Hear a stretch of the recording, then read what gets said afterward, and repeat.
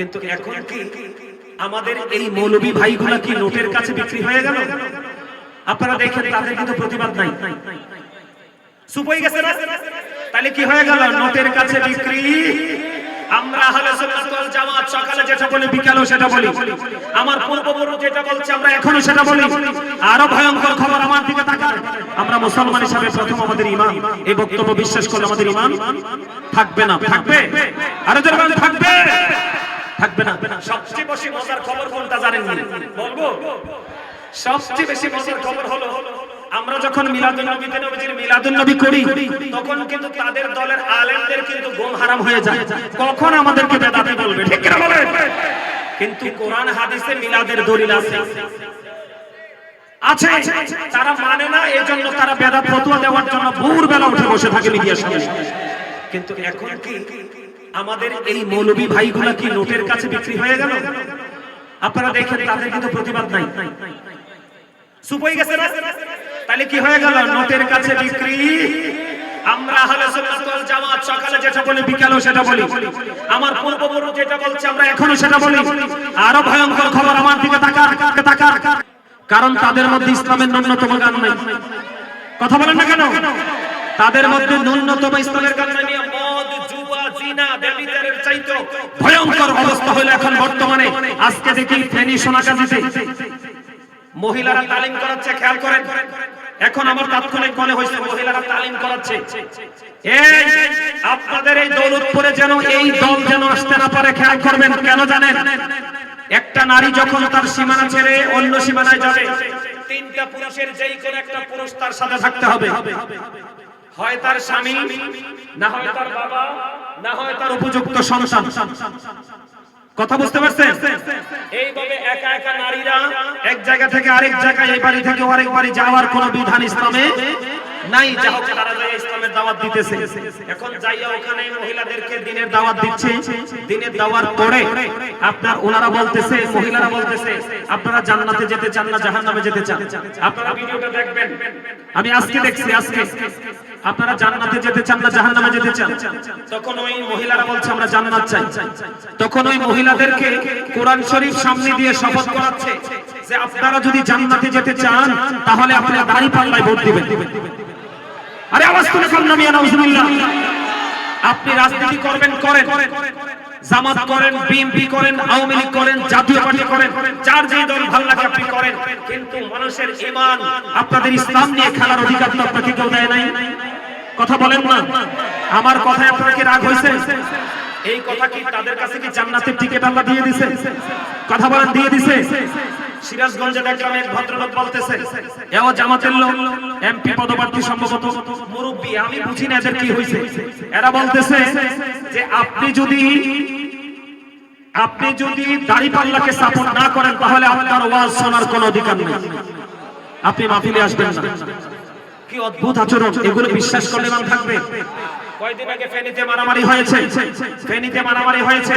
এক ভদ্রলোক বলতেছে ও জামাতে, ওই ভদ্রলোক বলতেছে মসজিদে যদি কি করা না যায়, মসজিদে যদি রাজনীতির আলাপ করা না যায়, মসজিদে আযান চলবে না, কোরআন তেলাওয়াত চলবে না। নাউজুবিল্লাহ বলেন। সম্মানিত উপস্থিতি, আমি গতকালকের ওয়াজে মসজিদ নিয়ে আলোচনা করেছি। এদিক তাকান, আল্লাহ রাসূল বলেছেন এক ব্যক্তি লাল উট হারিয়ে ফেলেছে। কি? এক ব্যক্তি লাল উট হারিয়ে ফেলেছে। নবীজি নামাজরত অবস্থায় এক ব্যক্তি মসজিদে এসে ডেকে ডেকে বলছে তোমরা কেউ কি আমার লাল উটটা দেখেছো? তখন রাসূল নামাজ শেষ করে বলে দিলেন তোমরা সবাই তার জন্য দোয়া করো, সেই জন্য তার লাল উটটা খুঁজে না পায়। তার কারণ কি? কারণ তার লাল উটের তালাশ করার জন্য মসজিদ বানানো হয় নাই, মসজিদ বানানো হয়েছে আল্লাহর জিকির করার জন্য। ঠিক কি না বলেন? আর যারা বলেন। সম্মানিত উপস্থিতি,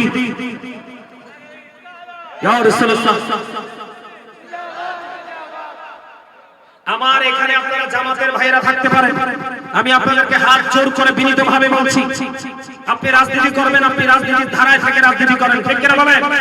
কিন্তু ইসলাম নিয়ে, মুসলমানের ঈমান নিয়ে কি করতে পারবেন না।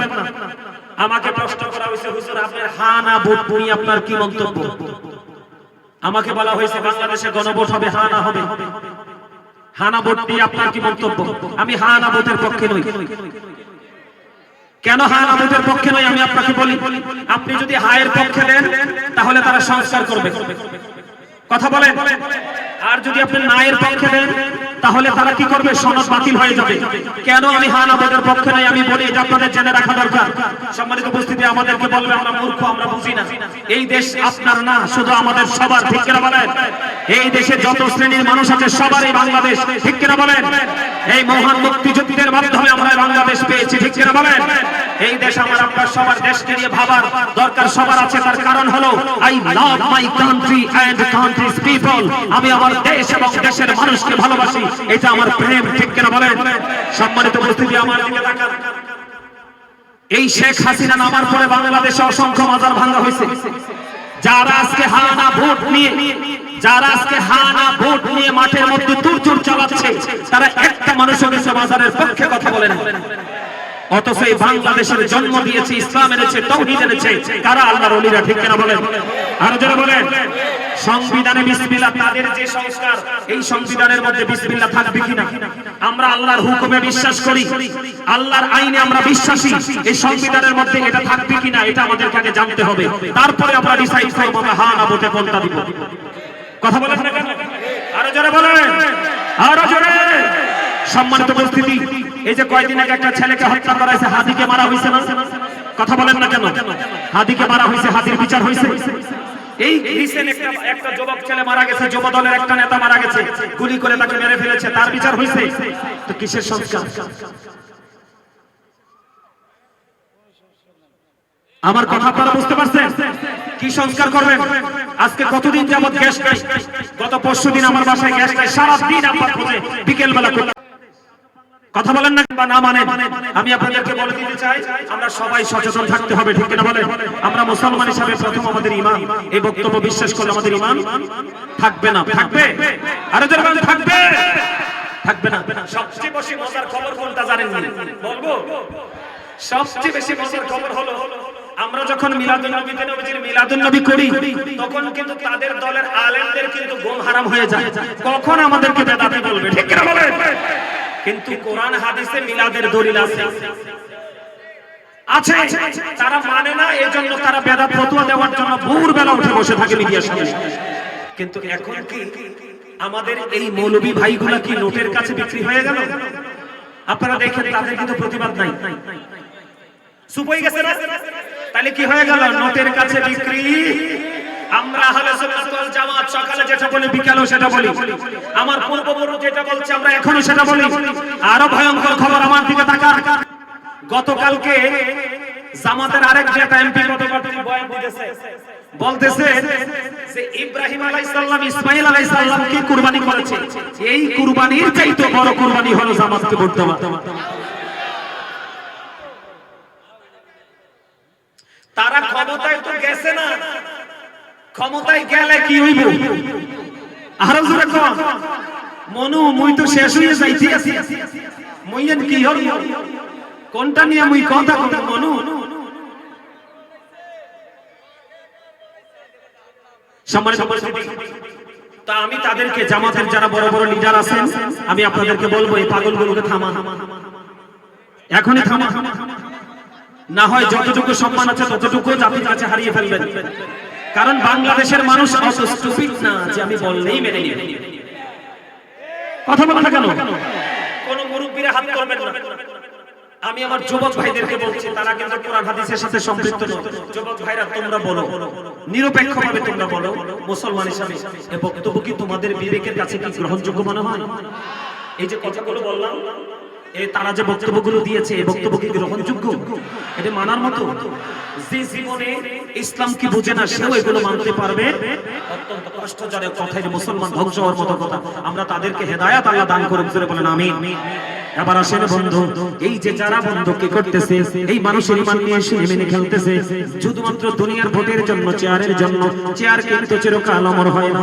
আমরা দুনিয়ার লোভে পড়ে, দুনিয়ার প্রেমে পড়ে করে বন্ধু আমরা এত অন্যায় অপরাধ করতেছি, আমাদের জন্য ভয়ঙ্কর আযাব, এই অন্যায়গুলো থেকে আমাদেরকে বেঁচে থাকতে হবে, অন্যথায় জাহান্নামে যেতে হবে। আপনার আমার প্রাণের রাসূল বলে দিয়েছেন বন্ধু, জাহান্নামের আগুনটাকে আমার আল্লাহ বন্ধু 1000 বছর তাপ দিয়েছে, আগুনের রং হয়ে গেছে সাদা, আরো 1000 বছর তাপ দিয়েছে, আগুনের রং হয়ে গেছে লাল, আরো 1000 বছর তাপ দিয়েছে, রং হয়ে গেছে বন্ধু কালো। আমি আপনাদেরকে বলে দিতে চাই ও বন্ধু, এই জাহান্নামের আগুন এই সর্বস্তরের অপরাধীর জন্য আমার আল্লাহ বরাদ্দ করে রেখেছে। আগুনটা তো ভয়ঙ্কর হবে, পৃথিবীর আগুনের চেয়ে 70 গুণ বেশি পাওয়ারফুল হবে বন্ধু। শুধু তাই নয় রে, সবচেয়ে বেশি কম আযাব হলো আগুনের একটা জোড়া জুতা পরিয়ে দেওয়া হবে, তার মগজটা বন্ধ উত্তপ্ত হয়ে যাবে, টকবক টকবক করে উঠতে থাকবে, মানুষগুলো সেদিন কাঁদতে থাকবে, মানুষগুলো সেদিন চিৎকার করতে থাকবে। যেই সন্তানের জন্য, সেই সম্পদের জন্য তুমি দুনিয়ায় পাগল হয়ে গেছো, ঈমান আমলের বন্ধু তোয়াক্কা করো নাই, এই সন্তানের সম্পদ তোমার জন্য অভিশাপ হয়ে যাবে। আমার আল্লাহ কুরআন শরীফের 19 পারা সূরা শুআরার 88 নম্বর আয়াতে বলেছেন, ইয়াউমা লা ইয়ানফাউ মালু ওয়ালা বানুন, আমার আল্লাহ বলেছেন ধন সম্পদ সন্তান সন্ততি কোনোদিন কোনো কাজে লাগবে না বন্ধু। আমি তোমাদেরকে বলে দেই, দুনিয়ার জন্য তুমি ধর্মে আঘাত করো না, দুনিয়ার জন্য তুমি ইসলামে আঘাত করো না, আল্লাহর বিধানের উপেক্ষা তুমি করো না। তোমাদেরকে সচেতন হতে হবে, এই কারণে বন্ধু কাল হাসরের দিন তুমি কাউকে দোষ দিতে পারবে না। আমার আল্লাহ বলেছেন সূরা ইউনূসের 44 নম্বর আয়াতে, ইন্নাল্লাহা লা ইয়াজলিমুন নাসা শাইয়্যা ওয়ালাকিন্নান নাসা আনফুসাহুম ইয়াজলিমুন। আমার আল্লাহ বলেছেন বান্দার উপর আল্লাহ জুলুম করে না, বান্দা নিজে নিজের উপর জুলুম করে। আল্লাহ বলেছেন আল্লাহু লা ইউহিব্বুজ জালিমিন। যুবক তোমরা খেয়াল করো, কখনো কোন মানুষের 500 টাকার জন্য, 1000 টাকার জন্য, একটা প্যাকেট বিরিয়ানির জন্য অন্য সব কুরবানি করলেও তুমি মুসলমান হিসাবে তোমার ঈমানকে তুমি বলি দিও না। আরে যুবক, দুনিয়াতে এসেছো তুমি একলা, যাবেও তুমি একলা, কবরে হিসাব তুমি দেবে একলা। আমার আল্লাহ বলেছেন আল্লাহু লা ইউহিব্বুজ জালিমিন। আল্লাহ বলেছেন জালেম অত্যাচারীকে আল্লাহ পছন্দ করে না। সবচেয়ে বড় দুঃখজনক কথা হলো বন্ধু, আমার আল্লাহ বলেছেন আমারিজ জালিমিনা মিন আনসার। জালেমরা যখন বিপদে পড়ে যায়, আমার আল্লাহ বলেছেন জালেমদের জন্য আল্লাহ কোনো সাহায্যকারী রাখে নাই বন্ধু। শুধু তাই নয় রে, তুমি কিন্তু সেদিন বলতে পারবা না যে কেন জানি আমার আল্লাহ আমাকে সাজাটা দিল বন্ধু। আমার আল্লাহ জানিয়ে দিয়েছেন ওয়া ইযাল কুবুরু বুসিরাত আলিমাত নাফসুম মা কদ্দামাত ওয়া আখারাত। আমার আল্লাহ বলে দিয়েছে কবরটা সেদিন বন্ধ ওপেনিং করা হবে, সেদিন তুমি আমি আমার আপনার জীবনে কে কি করেছি আর কি করিনি প্র্যাকটিক্যালি দেখতে পারবো, জানতে পারবো বন্ধুরে। আমি এখানে শুধু ক্ষান্ত নয়, তুমি যখন সেই ভয়ঙ্কর অবস্থা দেখতে পারবে, তুমি কিন্তু চাইলেও বন্ধু দৌড় দিতে পারবে না। আমার আল্লাহ বলেছে ইন্না বাতাশা রাব্বিকা লাশাদীদ, আল্লাহর ধরার পাকড়া বড় শক্ত বড় কঠিন বন্ধুরে। আমার আল্লাহ বলেছেন ইন্নাল্লাহু সারিউল হিসাব, আল্লাহ is quick to take account, আল্লাহ হিসাব গ্রহণে অত্যন্ত তৎপর, ধরবে খুবই শক্তভাবে, হিসাব নিবে বন্ধু চুকিয়ে চুকিয়ে। জোরে জোরে করুন একবার আল্লাহু আকবার বন্ধুরে। ও যুবক বন্ধু, তোমরা মনে রেখেছো কিনা জানি না, আমি তোমাদেরকে বলে দিয়েছিলাম জান্নাতীদের জন্য 4টা নহর। ও বন্ধু, যেটা মন সেটা খাইবা, প্রস্রাব নাই পায়খানা নাই বন্ধুরে। জাহান্নামে যারা যাবে রে, এতক্ষণ পর্যন্ত যে অপরাধগুলোর কথা তুলে ধরলাম, আরো কত অপরাধ আছে সব একদিনে বলে শেষ করা যায় না। এতগুলো অপরাধ যারা করে না, ও বন্ধু তোমাদেরকে আমি রেড সিগন্যাল দিয়ে যাই, তোমরা শোনো শোনো রে। ও বন্ধু, পাপী লোকগুলোর জন্য জাহান্নামে উত্তপ্ত গরম পানি বরাদ্দ আছে, তুমি চাইতে দেরি বরাদ্দ দিতে দেরি করবে না।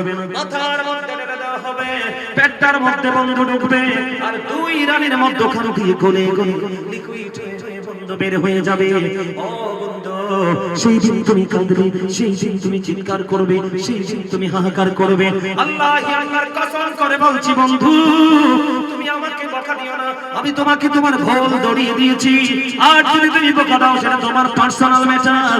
ওই দিনটা বড় নিষ্ঠুর হবে, বড় নির্মম হবে। ওই নির্মম থেকে বাঁচতে হলে এখনই তোমাকে সঠিক পথে আসতে হবে। তোমার কি হয়ে যাবে, শুধু একটা মাত্র পানি তোমাকে দেওয়া হবে মাথায়, পেটের মধ্যে ঢুকবে, গলে গলে বের হয়ে যাবে, তুমি চিৎকার করবে। সেদিন তুমি কাউকে তোমার সাহায্যকারী হিসাবে পাবে না। এখানেই শুধু ক্ষান্ত নয় রে বন্ধু, এখানেই শুধু ক্ষান্ত নয়, আমার রাসূল আরো জানিয়ে দিয়েছে জাহান্নামীদের জন্য আরো ভয়ঙ্কর খাবার হলো তোমার জন্য বরাদ্দ আছে বন্ধু তিনাতুল খাবার। ইয়া রাসূলুল্লাহ, ইয়া হাবিবাল্লাহ, নবী নবী গো, এই তিনাতুল খাবারটা কি? আমার রাসূল বললেন আরেকটা জাহান্নামের নির্মম রক্তপুঞ্জ। নাউজুবিল্লাহ বলেন না। আরেকটা জাহান্নামীর নিংড়ানো রক্তপুষ তোমাকে খেতে দেওয়া হবে। জাহান্নামীদের সাজার কোনো শেষ নাই। আরেকটা সাজা আছে বন্ধু, জাক্কুম। এটা এত ভয়ঙ্কর কাঁটাযুক্ত হবে, একটা ফোঁটা জাক্কুম যদি এই মুহূর্তে দৌলতপুরের জমিনে যদি পড়ে, আমার রাসূল বলেছেন কিয়ামত পর্যন্ত এই পৃথিবীর গোটা পৃথিবীর মাঝে বিষাক্ত হয়ে যাবে। কিয়ামতে পৃথিবীর কোন অংশে বিন্দু পরিমাণ শস্য ফলাতে পারবে না, কারণ এটা এত বিষাক্ত, তোমাকে সেদিন খাইতে দেওয়া হবে। শুধু এখানে একান্ত নয় বন্ধু, কবর দেখলে উসমান রাদিয়াল্লাহু তাআলা আনহু শুধু কাঁদতেন। ওনাকে প্রশ্ন করা হলো, আপনি কেন কাঁদেন গো? তিনি বললেন, ওই বঞ্চকি জীবন, তোমার ফিউচারের প্রথম ধাপ হলো কবর। ওই কবরে যে পাস করবে সে সব জায়গায় পাস করবে, এখানে যে ফেল করবে তার ফেলের কোনো শেষ নাই। নাউজুবিল্লাহ বলেন না। আমি আপনাদেরকে বলি ভয়ঙ্করতার রূপটা কত নির্মম হবে। বন্ধুরে আমার, আপনারা আমার পাড়ের রাসূল জানিয়ে দিয়েছেন, আল কবরু রাউজাতুম মির রিয়াদিল জান্নাতি ওয়া হুফরাতুম মিন হুফারিন নার। আমার রাসূল বলেছেন কবরটা জান্নাতের একটা বাগান হবে, জাহান্নামের একটা গর্ত হবে। বন্ধু, যার কবরটা জাহান্নাম হবে রে, ও বন্ধু, এদিক দিয়ে বসবে, এদিক দিয়ে বসার জায়গা দেখেন। আচ্ছা, আপনি একটু পিছনে চলে যান। বন্ধুরে আমার দিকে তাকান। আমাদের আজকের মাহফিলের যিনি প্রধান বক্তা তিনি চলে আসছেন। শেষ করে স্লোগান পড়ে, আমি হাদিস বলতেছি তো, আমি স্লোগান দেব। আমার দিকে তাকান, আমাদের প্রধান বক্তা চলে আসছে। আমার দিকে তাকান বন্ধু, আমি হাদিস বলছি এই জন্য নারায় দিতে নিষেধ করেছি, একটু পরে বলবো। আমার দিকে তাকান বন্ধু, ছোট্ট করে বলে শেষ করে দেই। কবরে যখন যাবে, জাহান্নামী যারা হবে, পাপী যারা হবে, জাহান্নামে যারা হবে রে বন্ধু, পাপী যারা, জাহান্নামে যারা হবে, পাপী যারা হবে রে, ও বন্ধু, তাদেরকে প্রশ্ন করা হবে। তারা কিন্তু উত্তর দিতে পারবে না। কি করতে পারবে না? তারা বন্ধু উত্তর দিতে পারবে না। তখন গায়েব থেকে আওয়াজ আসবে, মাটি মাটি রে, তুমি তোমার অ্যাকশনে চলে যাও। তার মানে মাটি যখন চতুর্দিক দিয়ে বন্ধ চাপ দেবে, হাদিস শরীফের মধ্যে এসেছে, আমার দিকে তাকান, একটা হাড় আর একটা হাড়ের মধ্যে ঢুকে যাবে, চিৎকার করতে থাকবে, করতে থাকবে। ও বন্ধু, সেদিন তোমার উপায় কি? তোমার সেদিন কে হবে বন্ধু? তোমাদেরকে বলে দিতে চাই, বিজ্ঞান পৃথিবীর সব জায়গায় চলে গেছে, কিন্তু বন্ধু 3.5 হাত মাটির ঘরে যেতে পারে না। তুমি বুঝে নাও, এটা অত্যন্ত রহস্য ঘেরা একটা ঘর। ঠিক কিনা বলেন? আরে জোরে, আরেকটু মহব্বতে আমার দিকে তাকান বন্ধু। এই যে আপনার হাড় একটার মধ্যে আরেকটা ঢুকে যাচ্ছে, চিৎকার করতেছেন, কাঁদতেছেন বন্ধু, কি করবেন সেদিন? উপায় নাই, উপায় নাই। ও বন্ধু, আপনার কোনো উপায় নাই। এই জন্য আমি আপনাকে বলে দিতে চাই রে, আল্লাহ বলেছেন লা ইয়ামুত, people will not die that day. সেদিন মানুষগুলো মরতে পারবে না। আল্লাহ বলেছেন ফিহা ওয়ালা ইয়াহইয়া, people will not be able to live that day. সেদিন মানুষগুলো বাঁচতে পারবে না। আল্লাহ বলেছেন আমাহুমান হাবি গায়িবিন, people will not be able to escape that day. সেদিন মানুষগুলো চাইলেও সেদিন সেখান থেকে পালাতে পারবে না। বন্ধুরে আমার, তুমি বাঁচতেও পারবে না, মরতে পারবে না, ওখান থেকে বন্ধু পালাতে পারবে না। উপায় কি হবে রে? সংসার তোমার কাজে লাগবে না, সংসার তোমার কাজে লাগবে না। তোমার একটা মাত্র রাস্তা আছে রে, একটা মাত্র রাস্তা আছে। সেই রাস্তা হলো হক্কানি আলেমদের সাথে প্রেমের ডুরি লাগাও। আমার আল্লাহ বলেছেন, join with my dear people, come to my paradise, ফাদখুলি ফি ইবাদি ওয়াদখুলি জান্নাতি। তোমার একটা মাত্র রাস্তা, যোগ্য, দক্ষ, কোয়ালিটিফুল হক্কানি আলেমের সাথে প্রেমের ডুরি লাগাও। তোমার নিয়ামত বাধ্যতামূলক, জোরে বলেন আমিন। এই সমাপ্তির জন্যই স্লোগান দেন, বলেন নারায়ে তাকবীর, নারায়ে রিহাব। না না, মন বালানা, মন বালানা, মন বালানা, এটা বুঝে বলেছি। আদিয়া লাগবে না, এটা তো একটু টাচ করছি, টোকা দিয়ে সাইজি আর কি বাজে না, দেখি বেশি আওয়াজ দিত না। আপনাদের পছন্দ আছে নি নামাজে? ও মনে ধরলি নামাজ, পড়লি নামাজ সারা জীবন ভর, মনে ধরলি নামাজ, পড়লি নামাজ সারা জীবন ভর, নামাজ হইল নারী তোর নামাজে লইলি না খবর। মসজিদে পড়লে আজান সবার আগে যায়, নামাজ শেষে বাইরে এসে সুদের টাকা খায়। একটা বাড়ে আরে জোরে, মসজিদে পড়লে আজান সবার আগে যায়, নামাজ শেষে বাইরে এসে সুদের টাকা খায়। নামাজ হইল নারী তোর নামাজের লইলি না খবর।